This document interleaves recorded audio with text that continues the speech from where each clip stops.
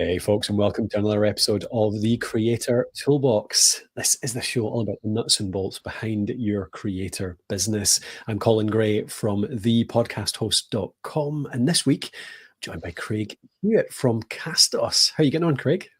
Hey, good, Colin. How are you?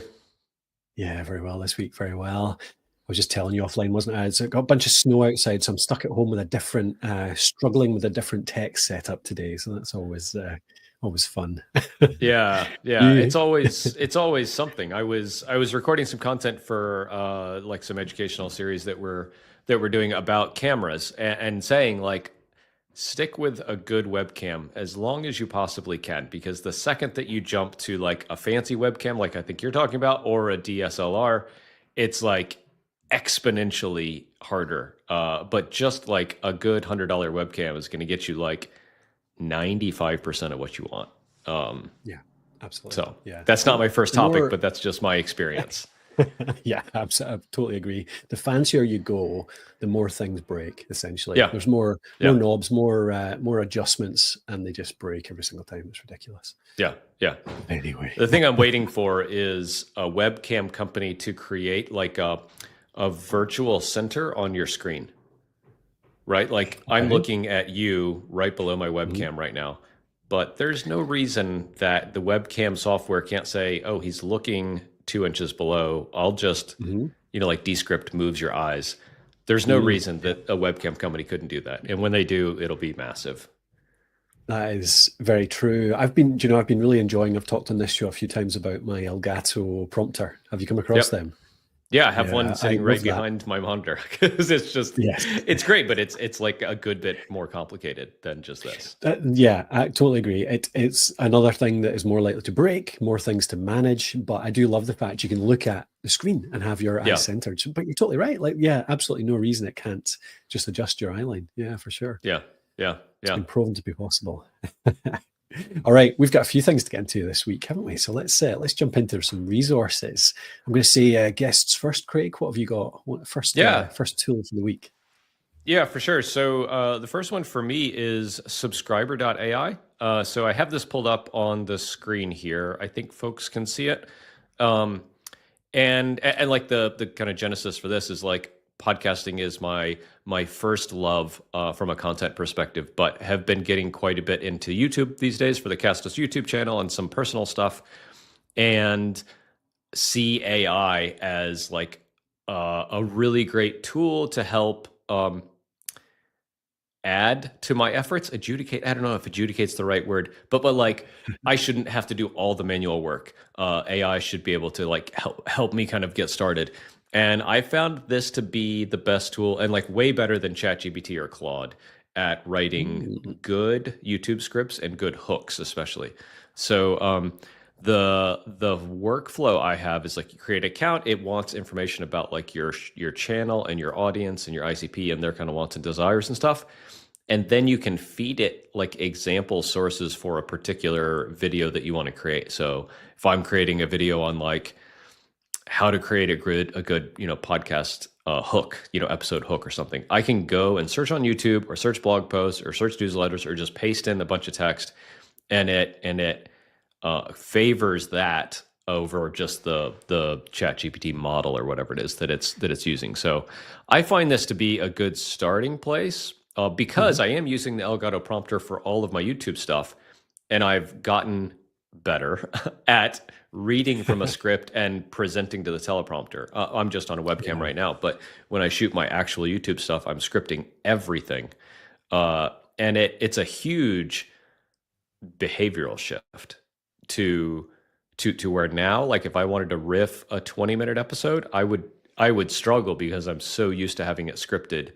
I'm using this tool. That's I'm using right. some chat GPT sometimes, but just generally I think like folks looking at like, hey, if you want to create talking head YouTube videos, you probably should script it, because otherwise you're going to say and ah and like and stuff a bunch. And using AI makes sense to get you started, at least. Like I know AI doesn't sound like me, but this is a good tool to kind of tune what out of the box kind of AI would be.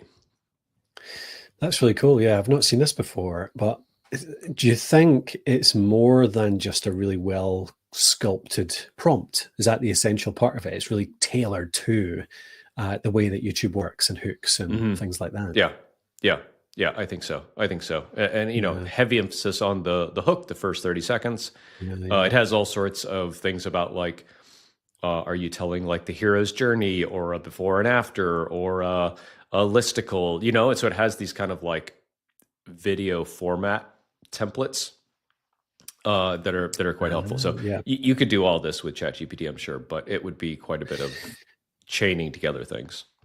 Yeah, no, I didn't really mean that as a negative, actually. It's almost, I don't actually think there's anything wrong with, there's a lot of tools being built now that are really a skin on top of the existing tools, aren't they? And it really is just prompt engineering. But actually, that's such an important part of it. It's such a difficult part of it, actually, as well, that if you're using a tool, which they're all in on making sure that those prompts are continually updated, continually improved, continually refined, so that they are the best scripts, more than you would do, certainly. And like, I use Claude quite a bit, actually, as my one for because of the projects, because of the special instructions that you can build into projects and be able to set styles and not have to reiterate yourself every single time.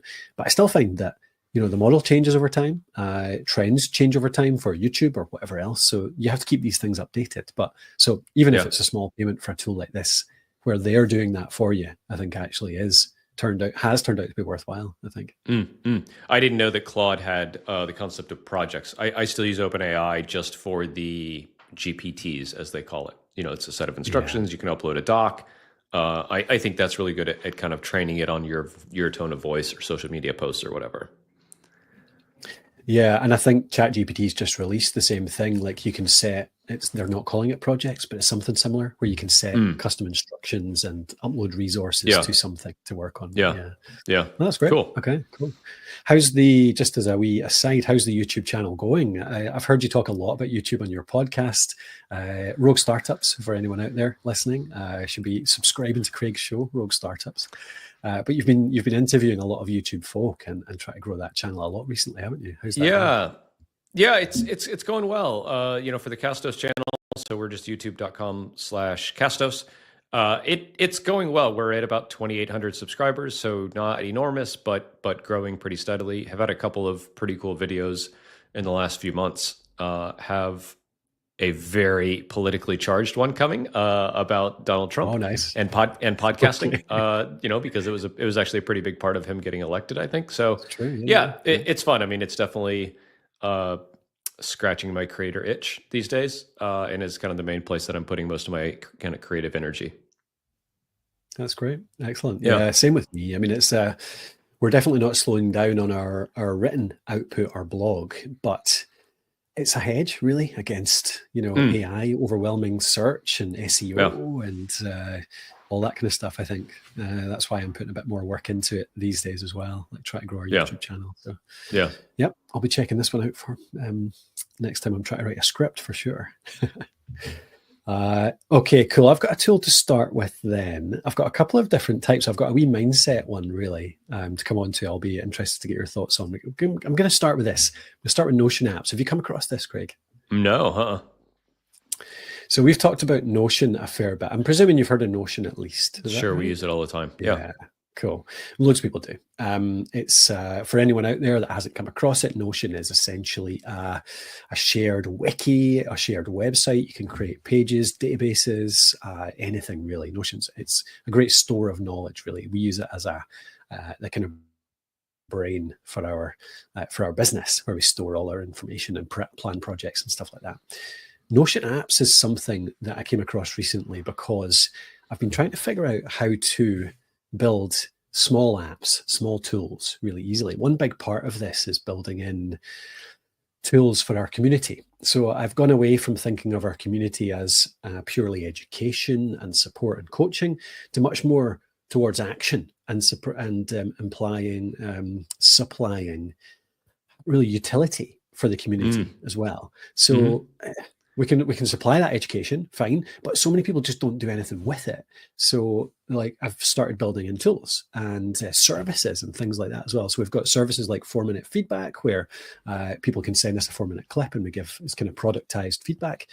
But tools, we've got an accountability tool for example, where people can register their podcast and then can register episodes that they're planning out, and then they have to tick it off at the end. And if they don't tick it off, then it showcases everyone that hasn't ticked off their projects at the end of the week. Oh, and we can interesting. remind them and stuff. So it's like, it's accountability on steroids. It's accountability that actually holds people accountable. Like, Craig, how many, communities are you a part of that they say they're accountable, but people just post something and nobody ever calls them on it, do they? Yeah. Yeah. 100%. 100%.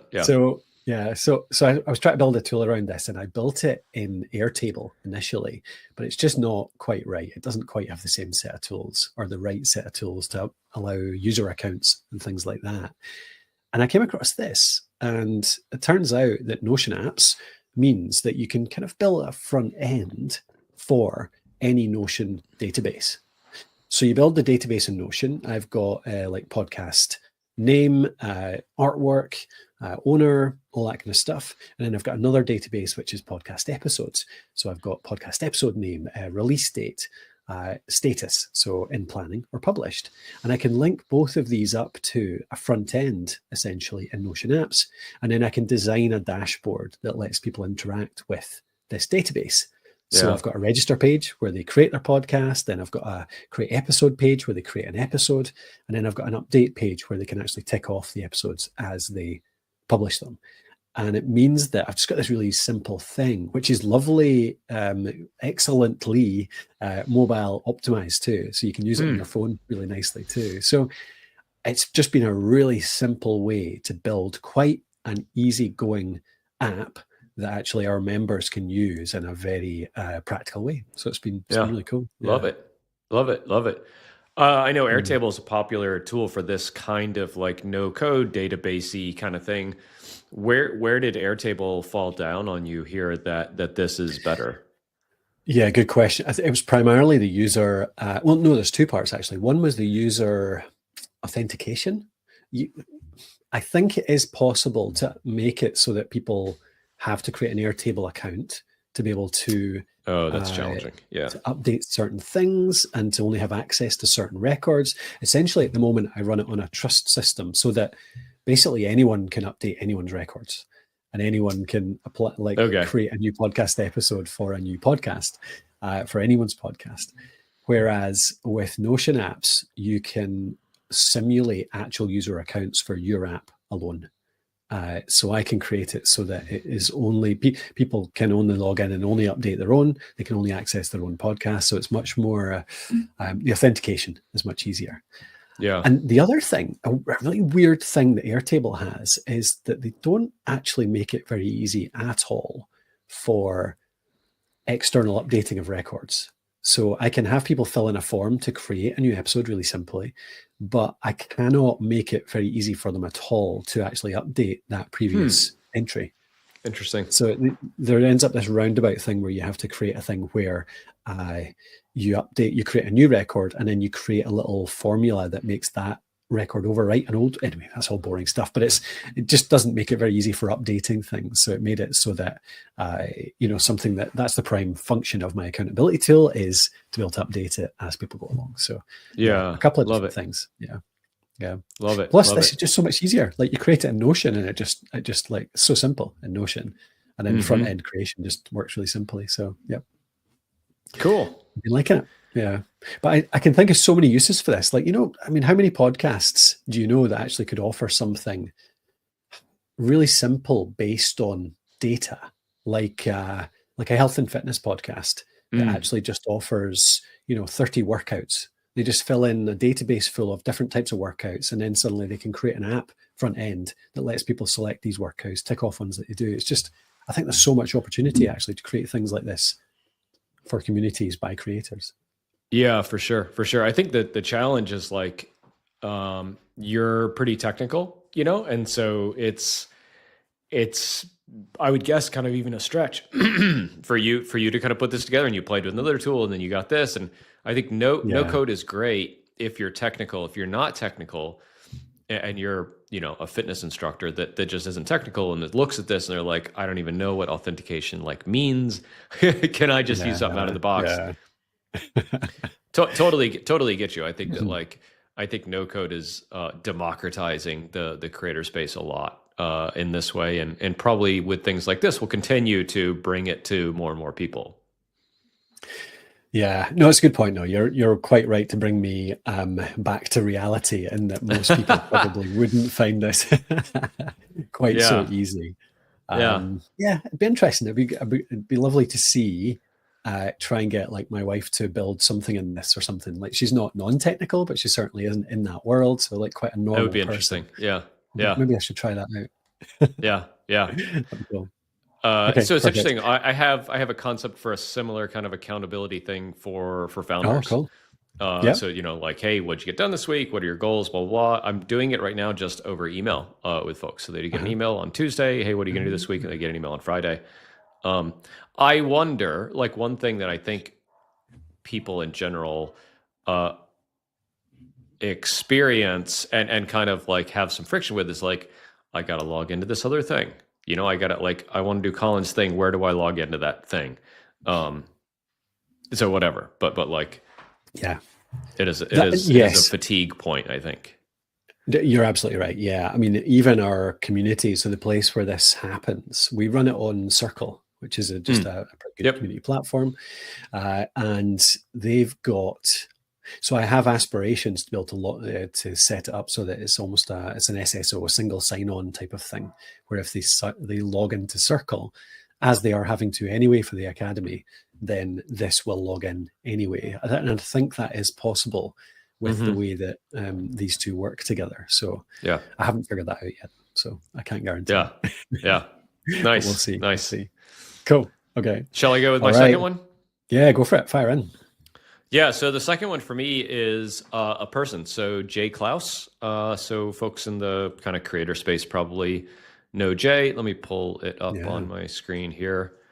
His website is creatorscience.com. And some great stuff. Yeah, I mean, Jay, it's just kind of a cheat, right? Because Jay's just like so good. But but like what is interesting about Jay, I find, is like there's a lot of creators in social media and selling courses, and like Jay sells courses and active on social media, but he's like a podcast first creator, and he's one of the few that I follow. I'm sure there's a lot, right? But like back when you and I got started, it was probably Pat Flynn. Like Jay is probably the Pat Flynn of 2024. To me, like someone who is really, and not that Pat isn't, because I don't know, he's great, but like Jay really seems to be cutting edge. Yeah, he's like, right. But Jay seems to be like really cutting edge, really, really like practical. And I don't mean that in a negative way at all. There's like, he did like a one-time masterclass with his YouTube guy. And it was all like, podcast like a YouTuber, I think is what they called it. And it was like an hour and a half long, and it was amazing how much information was there. And like how much, if somebody paid $50 to go to it, I think you level up months of just like banging your head against the wall and experimenting. So really? Yeah, I mean, he's got typical kind of like free stuff, paid stuff. It's just really great. Yeah. Really, I like follow him wherever you do social media. And check out, the newsletter. Yeah. I mean, I do find it really interesting. I was looking at his YouTube channel the other day. I just found some of his content organically, I think, but I did know of his work before that. And he does seem to have made one of the most successful that I've seen, certainly, YouTube channels that's based on video, like calls like this. As in most people who just record a call like this, it ends up just not that good content. But he has designed it around this, hasn't he? And actually he's making people, like, he's getting tons of views on just like head-to-head calls, which is quite unusual, I think. Yeah. And I think that like the name of his little masterclass or course or whatever, like podcast like a YouTuber, is really apropos, because if you watch his stuff, like it's got this really dynamic kind of cold open, and then he narrates a transition, and then he gets into the interview, and the interview is largely kind of like this.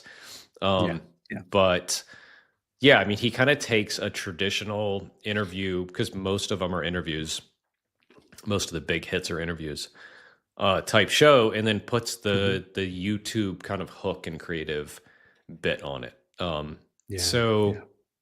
I mean, this is me tending towards YouTube one more time. But yeah, I mean, I think, I saw this interesting post on LinkedIn the other day about like, is YouTube the future of podcasting? And I was like, that's an interesting way to phrase it. I think the answer there is no, but like, do I think YouTube is a really great channel? Yeah. Yeah. So I think that's why a lot of folks who are in podcasting are also into YouTube, because they see a lot of the good stuff from it and the overlap. Yeah, it struck me as I was really pleased to see it actually, because my whole plan with this show back from, I think we started this potentially just a bit over a year ago now, sometime during 23. And the whole principle was to try and make it a variety show, which would then be cut up into segments. So do, as we're doing just now, you do 45 minutes to an hour, and you do maybe 5 or 6 different segments. And it's podcast first YouTube, in that you create 4 or 5 or 6 different YouTube videos in the space of an hour. And then you can edit them all up afterwards. And they are much more conversational, because you have to, it's more podcasty focused, but not making people listen through a 45-minute head-to-head. It's more thinking about 5 to 10-minute segments. And I had actually really intended to do more of the, exactly what you've just said there about Jay, which is to record a dedicated like 30-second, 1-minute intro for every video. We haven't really got around it. We haven't worked out the workflow to figure that in yet. We're still kind of getting used to the whole workflow around picking out the segments and chopping them up and packaging them up and all that kind of stuff. And even me thinking about trying to do an intro live for each segment, which is quite tricky to do it on the fly. So I definitely want to try that though. Yeah, try that J approach, which is really create the hook afterwards. Maybe it's like, you could just take the transcript from one of our segments here, paste it into your tool from the first segment, and say, write a hook for this. Yeah. I think the segment idea is really compelling for these longer form videos. Like Jay's are 45-minute or hour and a half long videos, but we've done a couple of webinars this fall, and we haven't edited and published any of them, but I think we would not publish the whole thing. We would only publish the segments that are, shorts are 3 minutes now, so not a short, but 5 to 10 or 15 minutes, I think is the only way we would publish them. I think I'm thinking of it even just around specificity, if that's a word, focus in the video, because like a 45-minute podcast, you always end up talking about a bunch of different stuff. That webinar, maybe you had like 10 different really good little nuggets of info. So it's more about being able to, it's again the packaging, isn't it? It's being able to devise a title that really just focuses in on one thing that you talk about for 5-6 minutes. Whereas if you do that for 45 minutes, you're going to end up missing out a whole bunch of the nuance. So I think that was my thinking in it. Yeah. All righty. All good for that one? All good, yeah. Cool, right. All right, I've got a question for you and a few things to throw at you to see what you think. So we've been toying with this idea. Matthew actually brought it up. So Matthew McLean on our team usually hosts Podcraft with me, which is our other show. He brought up the idea of, and it's not a new idea, but just applying it to podcasting, the idea of the amateur versus pro mindset. So you'll have come across Stephen Pressfield, I'm sure. Sure, yeah. The War of Art and things like that. So he's got a book called Turning Pro, and it's all around moving from that I'm an aspiring writer to, no, I am actually a professional writer and this is what I do with it. And it's the mindset that goes along with that. And I think a lot of this can apply to podcasting as well. So we've got I've got a few points here. I'm trying to put together a post around this, or Matthew is, I should say, and I'm helping him out with it. And one of them is you have writer's block. Writer's block. Do professional podcasters get writer's block? I would bet less so is what I would say. And I'll just say that one thing that like we coach our clients on is kind of batching ideation and research from recording, because the hardest possible thing is come in here and it's Thursday and this is podcast day. I got to turn this thing on and talk for 20 minutes because I got an episode that's going out next Thursday. Like that's just so daunting, and it's so unfair to you as a creator. But if you go, okay, cool, I'm going to spend all of next Tuesday to research the 4 episodes I want to publish this month. And you get the topics and you go on social and you research, you see other shows in your space to get inspiration and all this kind of stuff. Then like you've used that kind of side of your brain for Yeah. that purpose. And then you can script and research and invite guests and all that kind of stuff. So I think that professionals have mechanized that a lot better than us as amateurs. I consider myself an amateur still. Well, it's trying not to be arrogant about it, though, isn't it? This isn't the thing isn't around saying, oh, you're an amateur.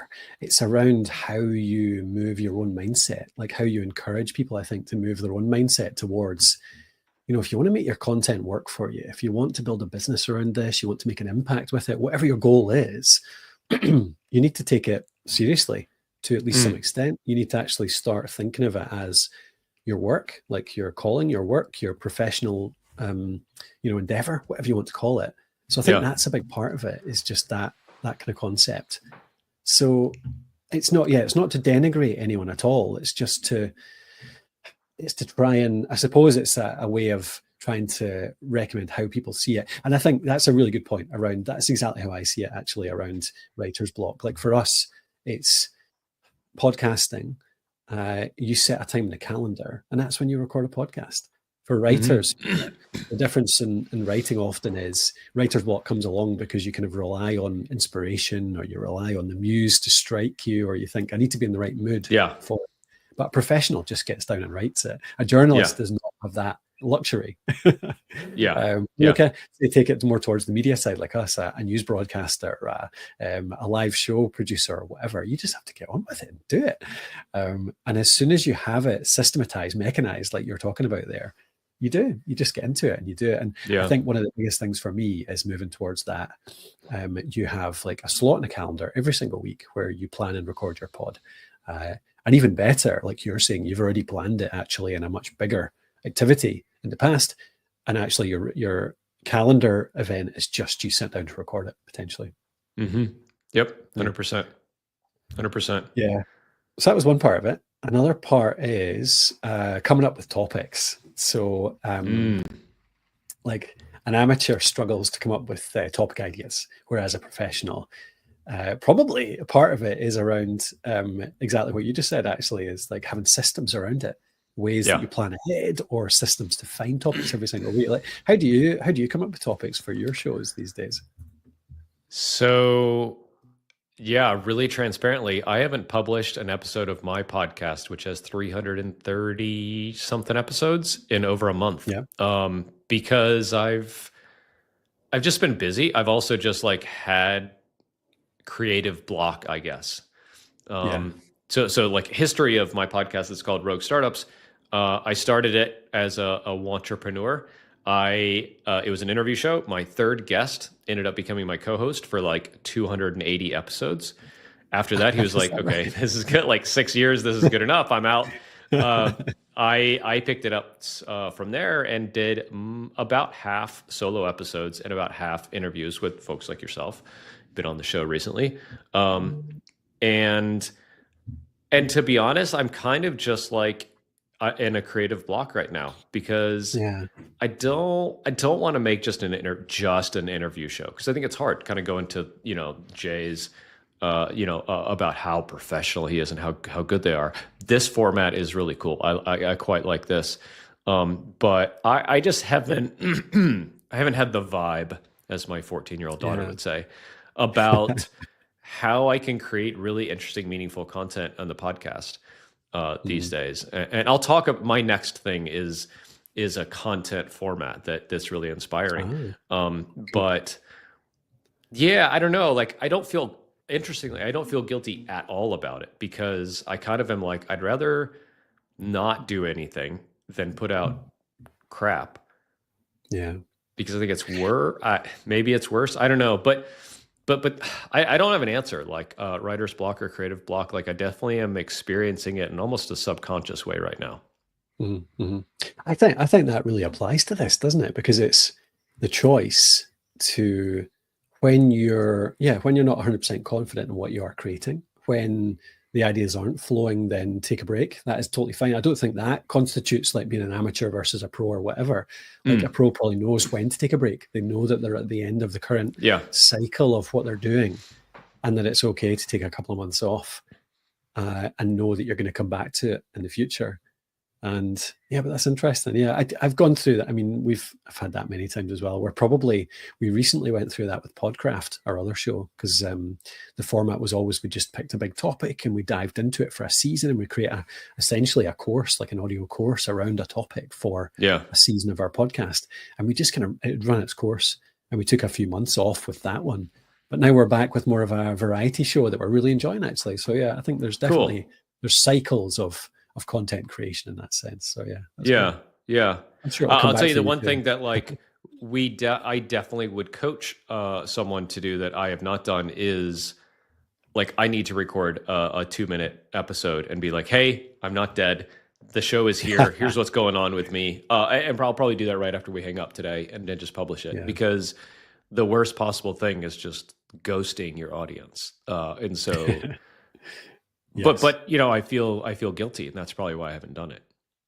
Yeah. There's no harm in getting in and doing you've done some short episodes like solo stuff as well, haven't you? I've quite enjoyed them, actually. So yeah, I have. I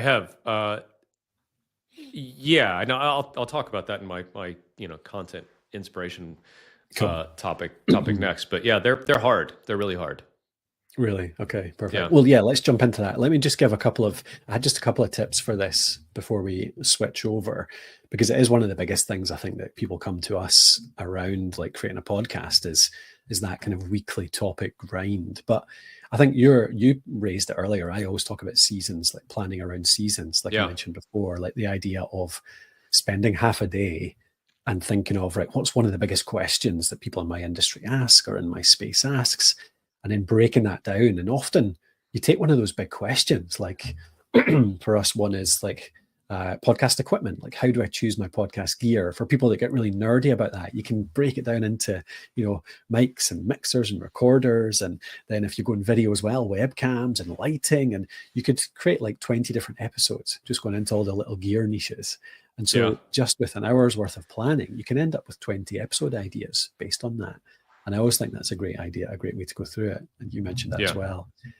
And the other is just actually having systems around this. Like in our new version, I've actually set up a dashboard that brings in news, trends, current events, that lets me curate like an up-to-date trends-based episode really simply. So tools like, Feedly and Instapaper to grab articles as I see them. And I can bring in like 20 different RSS feeds into Feedly, but then bookmark them when I want to actually queue them up for an upcoming episode. Things like Stoop. So newsletters I've always struggled with in the past, but I found a tool called Stoop Inbox, which is basically an email inbox, but just for newsletters. So then suddenly it's really easily to actually keep track of those, as opposed to them all being in your main inbox and then just going absolutely mental, just deleting them all. Exactly. Yeah. So I think if you're a trends-based show, like having those systems is really important as well. Yeah, just two things that I thought of there, like with the topic ideation, like it's a great application or a great way to use ChatGPT or Claude or whatever. Hey, I want this is my pillar is podcast gear. Give me 100 topic ideas, and it'll give you 100, and like 20 of them will be garbage, but you got 80, and you can go and kind of filter from there. Like I that's probably the biggest way I use AI these days. Is just like ideation and lists and feedback and things like that. On the topic ideation side, a person who I've looked to quite a bit on this is Justin Welsh. So Justin was kind of got a pretty big start on LinkedIn, is a pretty big Twitter person now, has a course, has several courses around this whole kind of creator space. And he really has a good system for, this kind of like steal like an artist kind of thing, right? Like go find something in an adjacent space or in your space that you find interesting and find out how to put your unique twist on it, which is all like, I think it's all we have to do. Like I think maybe why I'm struggling is I feel like I need to come up with something really novel. Yeah. And that's so hard.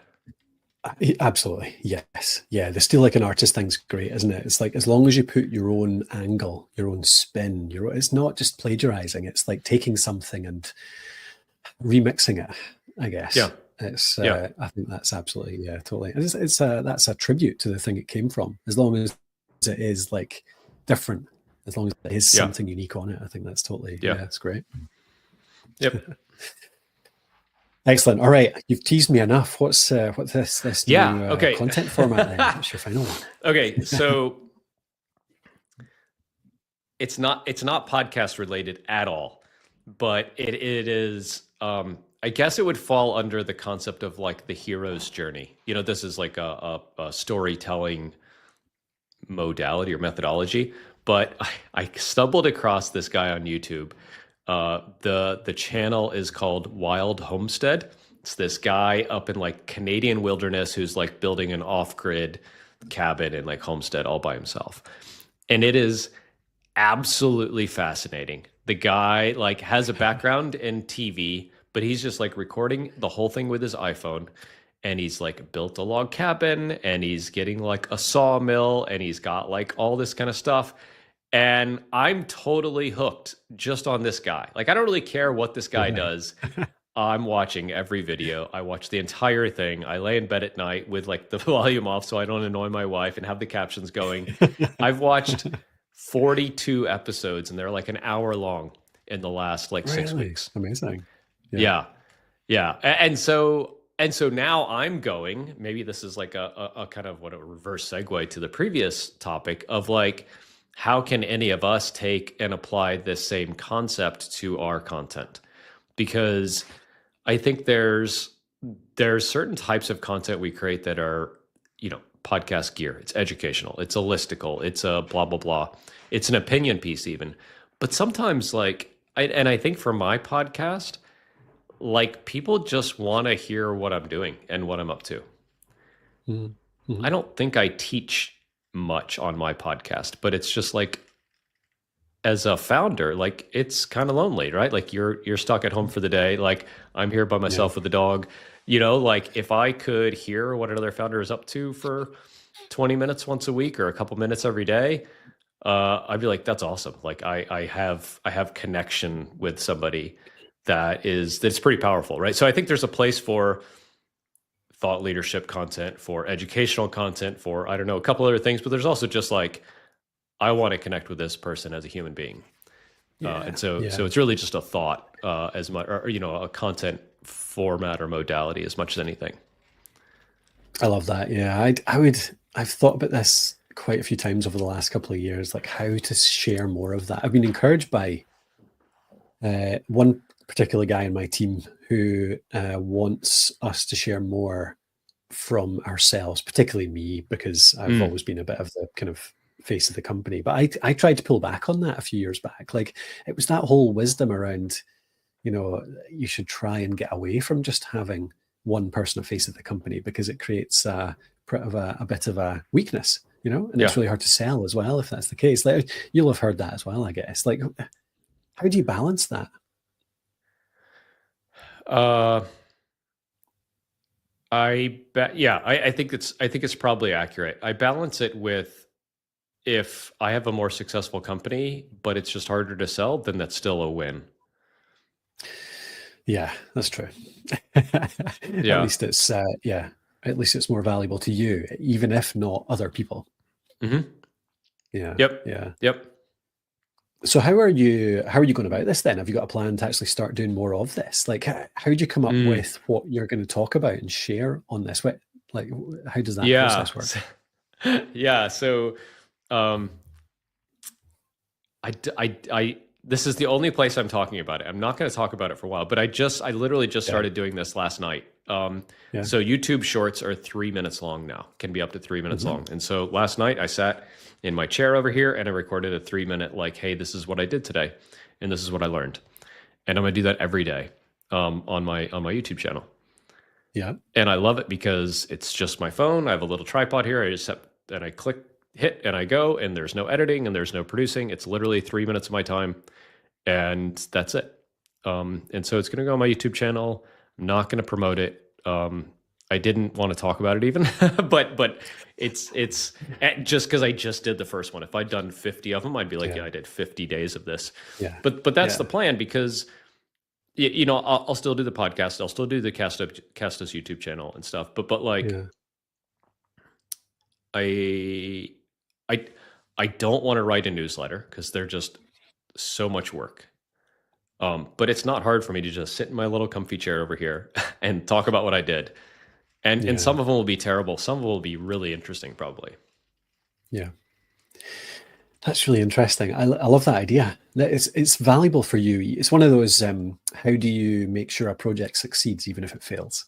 Like, so even if you get 0 viewers, it doesn't go anywhere else, it doesn't build any thought leadership, that's something quite valuable for you to do for yourself. Like just a wee reflection, a diary, something to make you think through the day. And it feels like that's actually a really nice structure to get over the worry about what to share. Because that's my worry with it. Like whenever I think about trying to share some more personal stuff, the principle behind the idea behind me doing it was to do it more on LinkedIn and try and build a bit of an audience there. Because I think there's a lot of people that are really relevant for our products there. But I just like every time I sit down to write something, I'm like, what's that right? Like, that's just really boring. That's boring. That's boring. But if it was literally just, what did I do today? And what did I learn? At least there's the whole power in constraints, isn't it? Like having some kind of constraint on what you're going to create helps you actually make it. So that's like a really nice constraint. So I might do what I said before there. I'm going to take it and remix it and potentially do it. There you go. Yeah. Let me know. I mean, let me know how it goes. I'll let you know how it goes, because it's definitely early on. Yeah. Yeah. There's something as well around like thought leadership terrifies me. Like, who am I to lead anyone's thoughts? But with a content like that, actually, it just kind of came to my head that it's more like worry leadership, concern leadership, anxiety leadership. You know what I mean? Yeah. Like you're sharing the things that you know that everyone else is actually thinking. And that creates a connection. And if you have any kind of insights on it, even if you don't help them with it, they at least know there's somebody else out there having the same worrying thoughts. Or if you can have some kind of reflection on it, maybe it's something that might help even one other person. That's really cool as well. So it's like trying to reframe it from it has to be super high level and like teaching to actually just sharing something is valuable itself. Yeah, totally. I think a lot of us get like, am I good enough to be a thought leader? And of course you are, but that's not even the point. Yeah, that's it. Yeah, totally agree. Oh, that's cool. I'm going to go over to YouTube right away and look at this latest one. Yeah. See what you've done today. I'm going to hold you accountable. There you go. All right, cool. I've got one question for you. This is just a short one, just because I'm kind of nerdy about it, but I'm having to buy a new computer just now. It's like my 4-yearly upgrade. A new webcam and a new computer. But it happens so seldom that it's always really exciting. What do you use for an actual workstation, like a computer?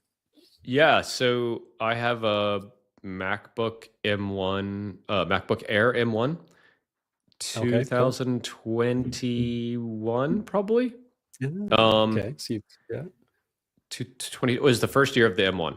And it's maxed out. Like it was quite expensive, and it's great. It is, they get slower over time. I don't know what it is. Like they just like, there's plenty of room on the hard drive still, but just like exporting a video takes forever now, but it was like 2 minutes before.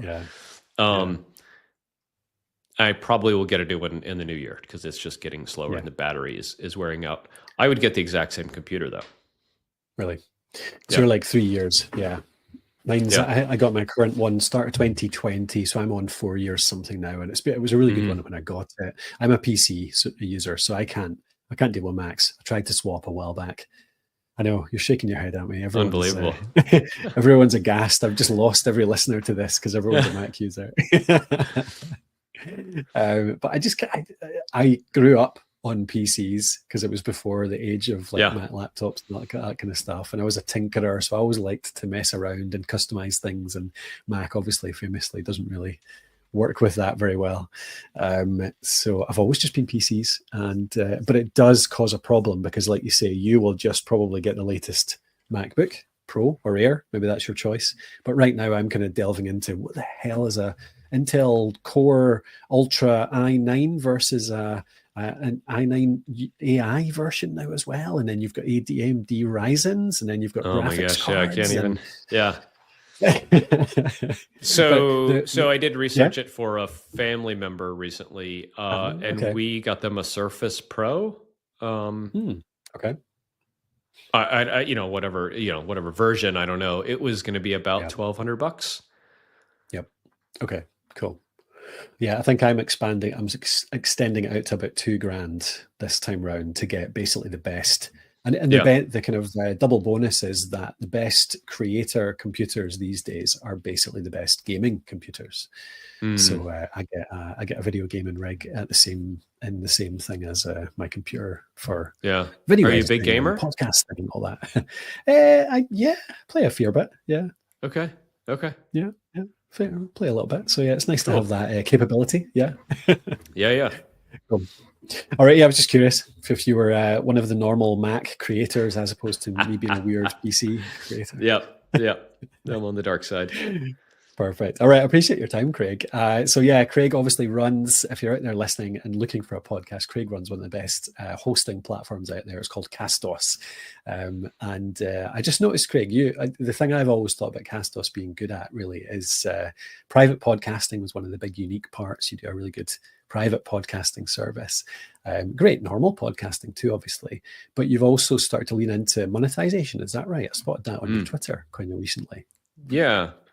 Yeah, I mean, pretty objectively, I think we have the most good ways to monetize a podcast out there, right? Anywhere from, one-click kind of dynamic ad insertion to donations to paid subscriptions to private podcast integrations with, other creator tools. And so we really haven't highlighted it. You were talking about like highlighting private podcasting. We did that for a while. And we kind of found like not a lot of people care about private podcasting because it's, it's a fair bit of work and it's kind of niche and stuff, but a lot of folks care about making money from their content. And we make it super easy in a couple different ways. Cool. Yeah, perfect. So yeah, go and check it out. Castos.com. You've got the .com, don't you? Yep. Yes, castos.com if you want to check that out. And yeah, if you're looking for an editing platform as well, obviously check out our own platform, Alitu.